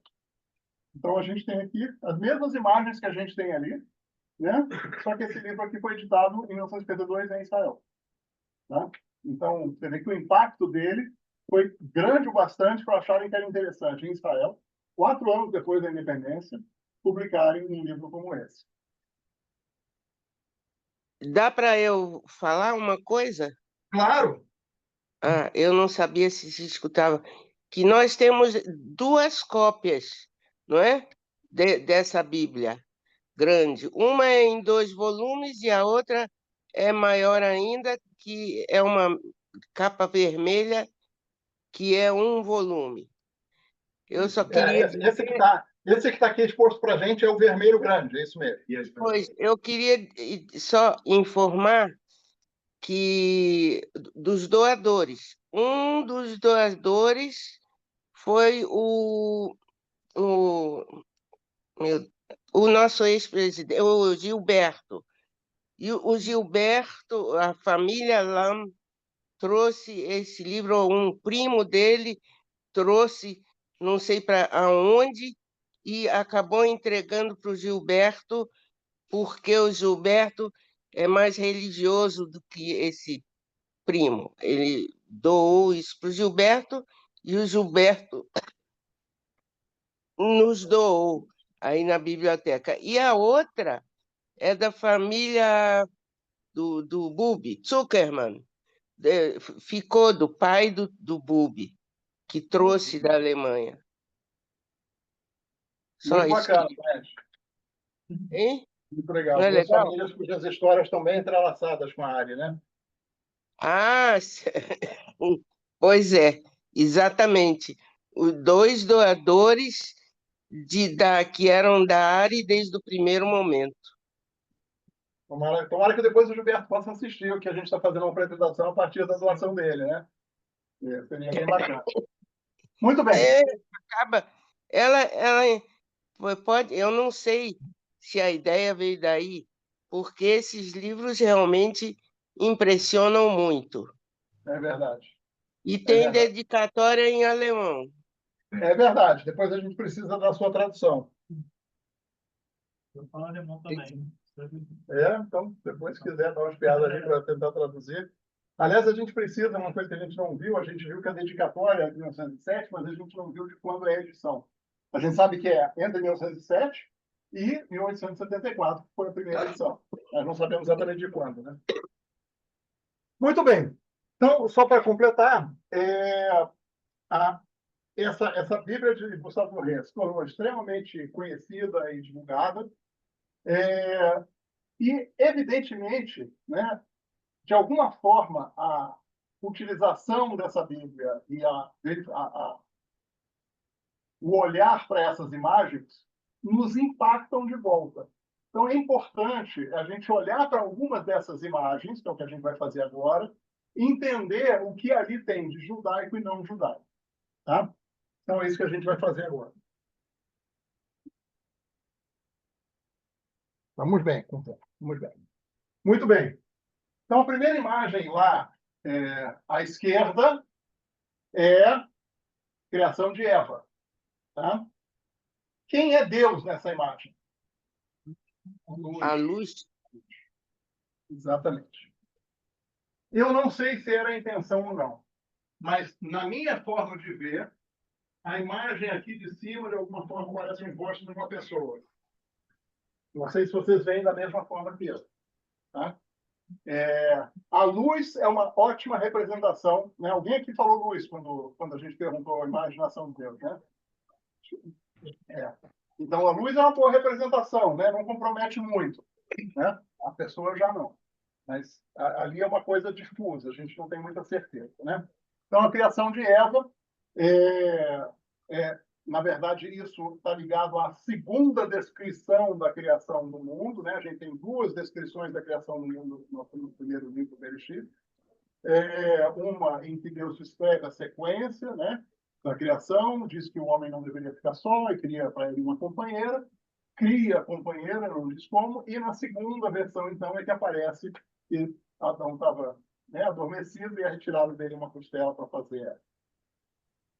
A segunda imagem, que é essa do meio, é, de novo, Adão e Eva, só que agora sendo expulsos do paraíso. E estão sendo expulsos por quem? Por um anjo. Né? Aquela representação, espada na mão, asas atrás, anjo. Né? Não é uma representação muito judaica. Né? A gente viu de que forma que o judaísmo propôs os anjos, né? Mais como pássaros, né? Uma coisa mais dissociada de homem. Né? Aqui não, uma figura totalmente antropomórfica, onde a única distinção, né, do homem em relação ao anjo é a existência das asas, né? E Deus está representado aqui também, pelos raios de luz atrás do anjo, né? Muito bem. A terceira imagem que a gente vê aqui à direita é a imagem da Torre de Babel. Eu deveria ter feito isso, mas acabei não fazendo. Tem uma imagem da Torre de Babel de um autor dos Países Baixos, se não me engano, não sei se é Países Baixos ou Alemanha, chamado Bruegel o Velho. Ele tem uma representação bem interessante da Torre de Babel, diferente dessa, que vale a pena olhar duas em conjunto. Mas, de qualquer forma, essa é a representação do Sartoré. O que as pessoas estão fazendo aqui, né? Vamos lembrar a história da Torre de Babel. A ideia era construir uma torre que chegasse aos céus, né? E a ideia era que os homens se tornassem como deuses a partir disso, né? Algumas coisas interessantes que a gente pode verificar daqui, né? A gente não sabe se essa pessoa está em estado de êxtase por adoração, se está temendo, né, algo que possa acontecer, mas claramente esses que estão aqui do lado direito, conversando, escondendo o rosto, etc., não estão se comunicando. E a ideia é que as línguas foram embaralhadas, né? A partir da Torre de Babel, as pessoas começaram a falar línguas diferentes. Então, essa foi a representação que Doré fez, que é muito interessante, porque ele não faz imagens estáticas, né? Ele conta uma história dentro das figuras, né? Então, ele está contando a história, está contando aquilo. Tem gente ainda construindo, e aqui gente já sentindo o efeito dessa construção, né? Chagall tem muito bonito também da expulsão do paraíso. A expulsão do paraíso é bem interessante, né? A imagem de Eva, né? Muito triste, muito, né, temerosa, de certa forma, não consolando ela, uma imagem super. Ele tem esse autor das obras, né? Ele tem essa capacidade de transmitir emoções, né? E essa figura do meio, que é a expulsão de Agar, né? A expulsão de Agar com o filho Ismael, eu escolhi exatamente porque ela é capaz de dar com muita sensibilidade, na minha opinião, o que está acontecendo, né? O receio, mas, ao mesmo tempo, a firmeza da mãe para poder proteger a criança, né? Abraão expulsando Agar, em definitivo, né? Claramente ele não quer que ela volte mais, e atrás a figura de Sara com Isaac no colo. Né? Então, Isaac, o bebezinho, está ali no colo dela, né? Pequenininho, e Ismael sendo expulso junto com a mãe Agar. Né? A primeira das figuras do lado esquerdo é o momento em que Abraão vê 3 viajantes, e esses viajantes são entendidos, né, pela nossa tradição como 3 anjos. Alguns dizem 2 anjos e um era o próprio Deus. E ele então convida para que eles se aproximem, para que entrem na tenda, etc. E depois faz questão de acompanhar eles também quando 2 deles seguem viagem. E a representação dos anjos, de novo, é uma representação muito não judaica, né? Bem antropomórfica. E o interessante é que no texto bíblico não é dito que são anjos. A gente define como anjos por uma interpretação posterior, né? Ou seja, naquele momento são 3 homens. O que ele vê são 3 homens caminhando, né? E ele vai atrás dos 3 homens. Quem falou alguma coisa? Essa imagem dos 3, né, dos 3 homens, estavam representados como anjos, com Abraão, né? Isso. Aonde? Isso é a entrada na tenda de Abraão, já em Canaã, já tinha chegado ao seu destino, né? E ele estava na sua tenda, ele cuidava das suas terras, etc. E ele estava, então, na frente da tenda. Antes de Isso é... Isso. Depois eles vão sair e vão exatamente avisar que a cidade vai ser destruída. E são recebidos pelo sobrinho de Abraão. Mesmo isso, toda a questão da hospitalidade, ele pega a melhor família, Isso, exatamente. Risada. Isso mesmo, isso mesmo. Essa da direita é o sonho de Jacob. Tá? É a escada que liga os céus à terra no sonho de Jacob. Jacob está aqui no primeiro plano dormindo, né? Faz essa cara assim, sonhador, porque ele está dormindo. Os anjos representados da mesma forma como eles vão ser sempre representados por Gustave Doré. E o que é interessante, né, onde ele se entrega como não-judeu, é a figura lá em cima. Uma figura bastante antropomórfica, né? De olhar o Isai, e é Deus. né? Então, a figura lá em cima da escada é Deus. Tá? Então, a representação do Gustavo Doré para Deus, ele não conseguiu abrir mão da representação, caiu em tentação e desenhou Deus como um ser humano. Né? Aqui à esquerda é a luta de Jacob com, também, de novo, a Torá diz um homem, né? Não diz que é um anjo, é um homem, que acaba, né? Jacob consegue ganhar a luta e subjugar aquele homem, que o abençoa e o deixa manco. Né? Isso imediatamente antes do encontro com o irmão Esaú. Então, a representação, de novo, do anjo, etc. Né? E aqui existe, para mim, né, um elemento dramático muito interessante, e a Torá não diz que eles sobem numa pedra, etc., que está prestes a cair da pedra, etc., mas você vê a força que Jacob tem que ter para vencer um anjo que aparenta ser muito maior que ele. Né? Então, eu achei também interessante por isso. Do lado direito é a representação de Moshe na Tevá, Moshe na cestinho, que leva ele pelo Rio Nilo, entre os juncos, né, no Rio Nilo, que vai levá-lo até a princesa, e ele está sendo supervisionado por anjos, que também não aparecem na Torá. Não tem nada de anjo supervisionando o Moshe agora. Quem supervisiona o Moshe é só Miriam mesmo. Né? Então, uma liberdade. Aqui dá para ver bem. Todas as gravuras estão assinadas do lado esquerdo embaixo. Gustavo, tá? Muito bem. Se eu não me engano, esse cara do lado direito é um auxiliar dele. Ele sempre tinha auxiliares que ajudavam ele. E você imagina, para esse grau de complexidade das imagens, tem que talhar a madeira para gerar essa impressão.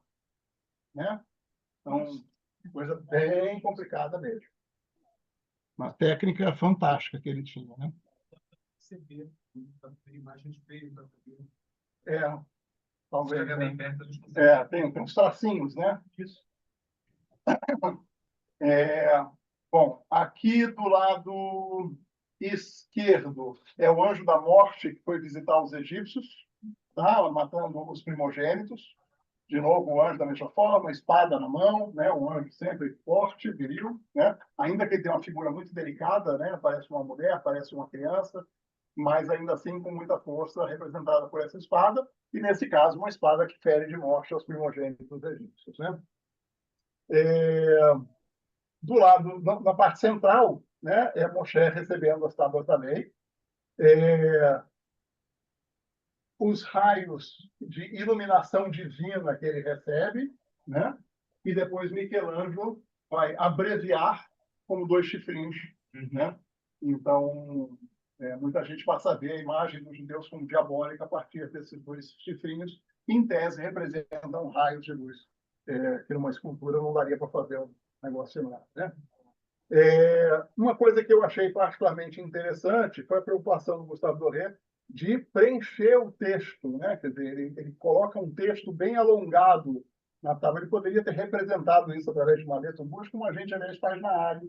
Né? A gente não tem o texto completo de cada. Aqui ele fez questão de preencher os 10 mandamentos na tábua. Muito bem.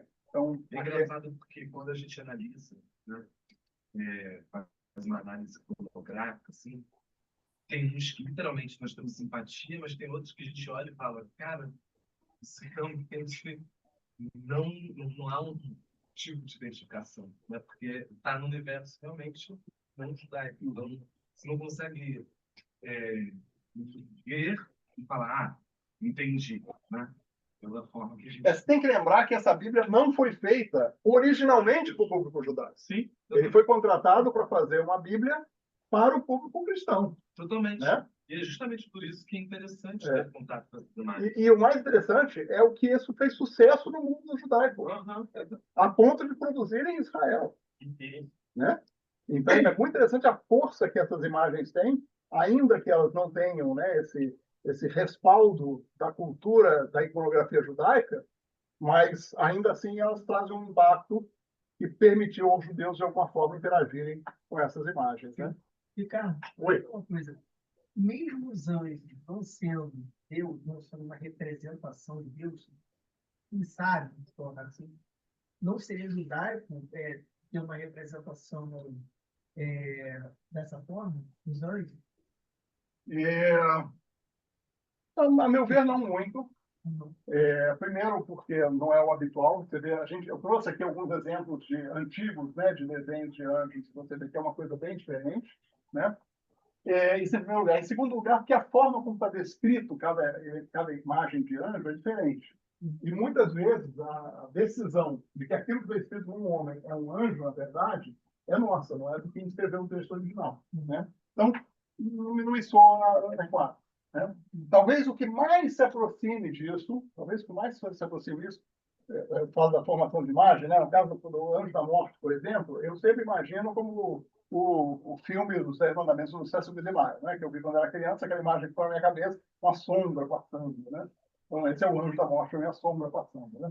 Não é uma figura humana jamais. No entanto, no caso desta figura aqui do lado direito, que eu não sei se vocês identificaram, mas é a da Paraxá da semana passada, da Paraxá de Balac, né? Esse aqui é o profeta Bilã, com o burro empacado, que não quer seguir, porque tem um anjo com uma espada na mão, pronto para matar Bilã, para ele seguir adiante. O burro não vai adiante de jeito nenhum, até que a imagem se revela e Bilã descobre por que o burro empacou. O burro fala com ele, né? Então, essa imagem, nesse caso, a descrição da Torá permite que a gente formule uma imagem antropomorfizada, né? Tem um anjo parado com uma espada. Parece ser uma pessoa, né? Então, essa é a representação que ele deu, está um pouco mais dentro do que a Torá realmente explicita, né? Ali à esquerda, lembrando que a gente não está falando da Torá, a gente está falando do Tanar, então não acaba no Varema, em todo o restante dos livros do Tanar, da Bíblia judaica. E ali à esquerda, a história, então, de Davi e Golias, Davi apresentando aos filisteus. O de Golias tem uma coisa, né, meio dragão, né? Eu acho que parece umas escamas pela técnica dele, mas eu acho que, enfim, a forma Pode da ser. espada, onde ela está posicionada, né, a lança, né, que cai, dá para enxergar um dragão. né? Algo que remete, né? Pode ser. Ricardo, Oi? eu estou aqui olhando, nunca tinha refletido sobre isso. Aliás, eu não sabia que essa edição foi feita de propósito por judeus para judeus. E eu estou aqui pensando que faz parte dessa aproximação do iluminismo, da época do iluminismo, a aproximação do judaísmo na Alemanha com o cristianismo e com o iluminismo, com a mentalidade da época, e demonstrando, de certa maneira, que os judeus aceitariam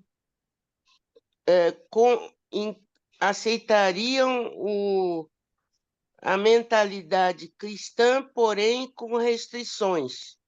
Um movimento que viria junto, quer dizer, essas pinturas, essa escolha dessas imagens seria parte do movimento de aproximação do judaísmo ao cristianismo, o que foi, de certa maneira, a reforma.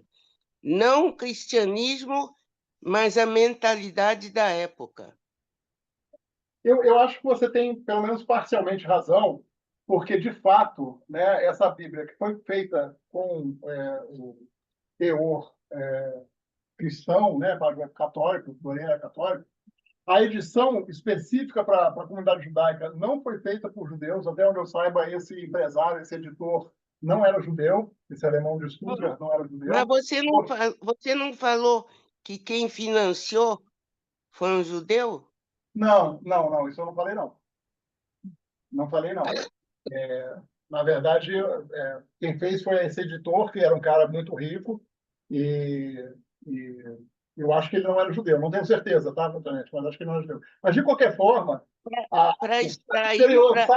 o fato de terem lançado esse livro direcionado à comunidade judaica sabendo-se, né, que as ilustrações tinham Pois sido é, a Bíblia não judaica antes, certamente demonstra que havia uma avidez do público judeu, particularmente na Alemanha, para consumir coisas que mas pertenciam à comunidade geral, né? Não eram específicas judaicas, né? Então, acho que é, você tem esse aspecto, e é bem típico da época, realmente. essa aproximação, Aham. Eu acho que tem razão. inclusive para se tornarem cidadãos legítimos alemães. Tá tudo dentro do mesmo contexto, né? É, Você ia na casa de uma família cristã, tinha lá a sua edição da Bíblia com as gravuras de Doré. Você ia na casa pois de uma é. judaica, tinha também a mesma Bíblia, só que apenas com a Bíblia judaica sem o Novo Testamento. Né? Ana, fala. É. Não, a primeira edição foi feita em Estrasburgo, isso. 1874. Estou vendo aqui, Estrasburgo é uma cidade Fronteiriça, perto da Alemanha. A Irmandade de Sion, quando o senhor viveu, foi em Sion, foi em Estrasburgo. Ah, é? Nessa época, teve confirmação nessa época. Final do século XIX. Mais ou menos, Interessante. o padre que era judeu, foi em 1850, quer dizer, então, Interessante. pode ser que tenha alguma Interessante. Muito bem. questão aí. Legal. Essas misturas são legais, né? Muito bem. Então, a gente tinha falado ali à esquerda de Davi e Golias. No centro, que era a figura do centro, que eu não estou lembrando. Deixa eu pensar aqui. Ah, sim, no centro, Shlomo, o rei Salomão, tomando a decisão do que fazer em relação a um bebê que duas mulheres reivindicavam a serem a mãe desse bebê. Né? A decisão salomônica, né? O exemplo de como Salomão era sábio, etc. E aí uma das mães abre mão do filho para que ele não morra, porque a proposta de Salomão era dividir o filho ao meio, né? Então ela diz de jeito nenhum, deixa com a outra, e aí ele sabe que essa que abriu mão do filho era a verdadeira mãe. Então essa figura representa esse momento dessa decisão. Né? Ou seja, a mãe verdadeira aos pés do executor da ordem, dizendo não mata meu filho de jeito nenhum. Né? Enquanto que a outra mulher está ali observando. Né? E, finalmente, aqui à direita é a imagem de... Deixa eu pensar aqui. Eu acho que é a imagem de... Acho que é Ezequiel, não tenho certeza. Porque, se for ele, está fora da ordem. Eu não tenho certeza quem é que teve a visão da carruagem de fogo, mas acho que foi Ezequiel. Então, vê uma carruagem, né, de fogo na qual ele vai subir ao céu. Então, essa é a representação. E eu escolhi essa gravura por causa da imagem, que não é de um anjo, evidentemente, que na carruagem quem está ali é Deus. Né? Então, novamente, uma figuração antropomorfizada, né? Uma figura que traz uma visão antropomorfizada de Deus. Então, a gente vê que o fato da gente se relacionar com essas imagens nos causa um impacto. Né? Mas também permite que a gente admire a beleza, que a gente reconheça o contexto, que a gente, de alguma forma, possa explorar essas imagens para entender mais coisas, inclusive sobre a ótica judaica. Né? O que a gente, a princípio, não deve é olhar para essas imagens e achar que é uma representação real, né?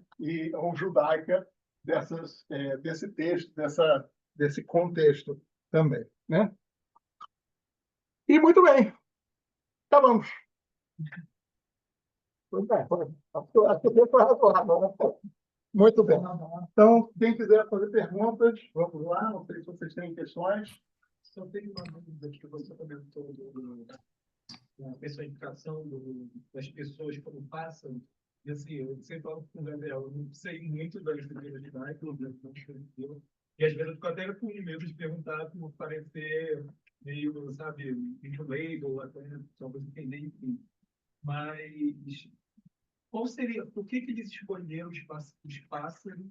E não só isso, o fato de eles fazerem representações deles mesmos com ricos acaba que ajudou a criar como é que é o nome? Essa ideia, estereótipo do judeu narigudo. Você acha que tem uma ligação? Não. Porque você falou, porque interessante. você falou de Moisés com chifre, né? Que ligou com o fato dos judeus terem chifre e tal, e aí eu fiquei pensando nisso. Aham. Mas o pássaro tem alguma representação assim? Então, eu tenho que responder isso em duas instâncias, né? Primeira instância é que a imagem se refere ao que está escrito no texto. E a forma como o texto está escrito dá a entender, não, diz que eles têm asas, na verdade, múltiplas asas, né? 2, 4, 6, que eles têm rosto, porque um olha para o outro, então eles têm rosto, têm asas, e não descreve muito mais sobre o corpo, né? Às vezes diz que as asas estão enroladas, escondendo as pernas. Então, na verdade, você não sabe se tem perna ou não, né? Então, como tem asas, primeira imagem que a gente pensa, quem é que tem asa? Aves. E aí o simbolismo passa a ser através de aves, né? O simbolismo das asas se mistura com a ideia de aves. Eu acho que eu vou confundir. Eu vou estar mais na interpretação dos humanos, entendeu? Okay. Não, você tinha falado primeiro dos anjos, não? Não. Não? Ok. Naquele, Ok. parte Então, aquele livro é um livro que a gente lê todo ano na festa de Pêssar, que é a festa da libertação, e ele descreve a história da saída dos judeus do Egito, né, conforme está no texto bíblico. Então, esse livro contém essa história, essa narrativa, e tem uma série de atos litúrgicos que a gente faz durante o jantar, que é onde se comemora e se utiliza esse livro. Muitos desses atos, né, estão representados através das figuras homens-pássaros, homens com cabeça de pássaro, né? Que foi a forma que eles encontraram de, ao mesmo tempo, representar aquilo que eles queriam e não infringir a regra de não representar pessoas, porque pessoas são a imagem e semelhança de Deus, etc, etc, etc. Então, eles entenderam que assim é uma forma que eles podiam, era um jeitinho, né, para eles adaptarem uma coisa à outra. Quanto à questão do nariz, eu realmente nunca pensei nisso, né? Eu tenho a impressão de que os povos semitas têm um nariz maior, porque eu já percebi que, né, nós e os árabes somos muito parecidos, né, em termos de físico. Então, não sei dizer. Realmente não sei dizer. Pode ser que sim. Eu realmente não sei. Eu acho que a questão do nariz é um estereótipo mais associado à era vitoriana do que a Idade Média. Essa questão do nariz é algo mais ligado na era vitoriana, que surgiu com aquelas charges, Pode ser. fomentação. Pode ser. Mas a charge em geral, ela aproveita uma característica que você de fato tem, né? Se alguma coisa naquela localizada. Eu realmente não sei. Não sei dizer. Eu acho meu nariz bonitinho. Outras perguntas, gente? Pouco mais dentro, a gente falou muito interessante, quando eu estive na Polônia, no centro histórico de Gdańsk ainda, que você vê, por exemplo, uma pracinha tem uma grade. E as grades, você viu tanto que eu tirei até agora. Você via perfeitamente que eram modelados. Tem a grama e tem aquela coisa baixa. Você olhando ali, você vê direitinho. Alguns prédios, mas você vê como se fosse assim, em algum pedaço, como se fossem azulejos decorados. A gente não tem azulejos decorados que deixam, a gente vê que está. Como se fossem azulejos decorados, mas com símbolos do nariz, como se fosse uma fachada no prédio. Interessante. Eu achei que traz indícios de uma vida. Olha só, a Polônia tinha, antes da guerra, 3 milhões de judeus. É gente pra caramba. Tá? Eu não sei dizer quanto que isso representava percentualmente na população, mas Varsóvia tinha muitas características de uma cidade judaica, e tinha muita gente morando ali. Então, é muito provável que houvesse ou judeus que fizeram esse tipo de enfeites, né, e eles ficaram, perduraram, ou então pela própria interação, a arte criada ali foi, de alguma forma, se apropriou de símbolo judaico. Né? Eu não vou saber dizer. Mas isso foi muito razoável que isso aconteceu. Né? Muito bem, gente. Quem quiser dar uma espiadinha, o Gabriel ajuda ali. Só vamos aí no livro bem restrito, mas quem quiser dar uma olhada ali no livro, que é um livro de pelo menos 100 anos, 120 anos, né? Possivelmente mais que isso, vale a pena. É uma joia que a gente tem na nossa biblioteca. Ricardo, Oi. Ricardo, Né, eu queria te dar parabéns, realmente foi muito interessante. Uma pena não estar aí, mas realmente aproveitei aqui remoto e espero que todos que vão ver isso depois vão poder aproveitar também. Na montagem desse evento, a Janete tinha uma preocupação e a gente até colocou uma interrogação no final, imagens da Torá. E quando a gente te convidou, a Janete já tinha certeza, olha, se alguém pode dar o tom certo, o tom Ari, o tom judaico para essa palestra, seria você. E realmente acho que você acertou. Eu fico olhando, né, essas imagens e ao mesmo tempo pensando que o Chagall, né, fez uma coisa parecida, mas de uma maneira mais abstrata ainda, né, de uma maneira muito mais abstrata, né, enfim, e a gente tem que ter essas múltiplas imagens, essas múltiplas, digamos assim, materializações, para, na verdade, tentar chegar à conclusão que a gente, né, a gente desconhece o que é de fato, né, mas nos ajuda a inspirar e talvez a entender melhor essas histórias todas. Mas, assim, muito, muito legal. Eu mandei uma imagem da fugida do Adão e Eva, da expulsão, mandei aí para o WhatsApp do Richard, e você vai ver que o anjo é sem perna, exatamente da forma que você falou.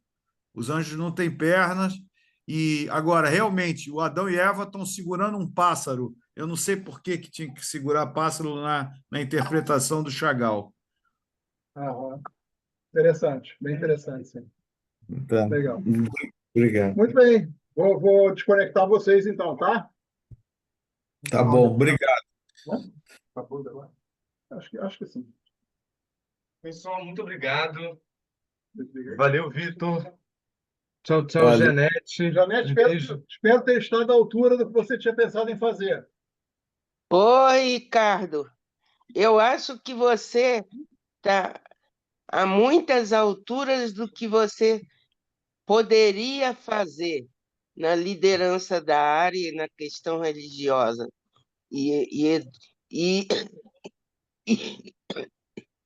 de educação Eu estou religiosa. às ordens. Eu estou às ordens. O Vitor sabe disso. Bom. Nós precisamos de você nessa liderança. Para mim é um prazer, mas prefiro que você esteja junto. Tá? Pode ser. Tem coisas complicadas. Saudade de você, Janete. Estamos com saudade. Oi, meu amigo. Volte logo, tem muita gente com saudade de você, viu? Melhoras. Tudo de bom. Vamos Tchau. ver. A gente vai desligar aqui, tá bom? Tem muitos senões aí, muitas dúvidas. Não em relação à área, mas em relação... Não em relação à área, mas em relação ao meu futuro e o que meus filhos querem. Turma quer carregar a gente. Vamos lá, te dizer. Beijo. Um beijo. Tchau,